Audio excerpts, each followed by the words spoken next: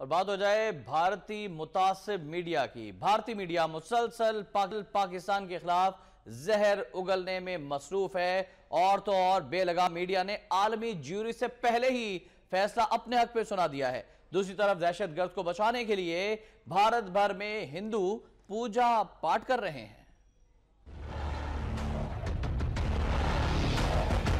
The Pakistani authorities had made it clear that Commander Jadaf was not eligible for consular access.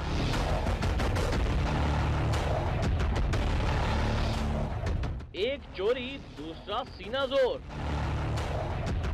बेलगाम भारतीय media अपनी चोरी छुपाने के लिए जोरों शोर से खबरें नशर करने लगा। दहशतगर्द कुलभूषण यादव को दूध का धुला साबित करने के लिए मीडिया पर घंटों की नशरियात चलाई जाती रही। कुछ चैनल्स ने तो आलमी ज्यूरी के फैसले से पहले ही अपने अपने फैसले सुना दिए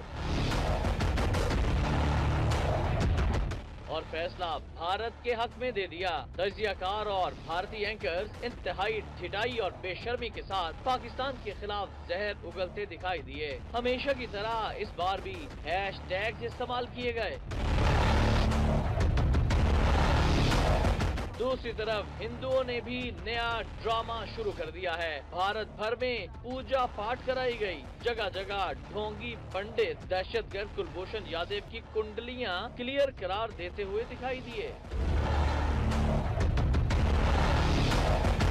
The Pakistani authorities had made it clear that Commander Jadaf was not eligible for consular access.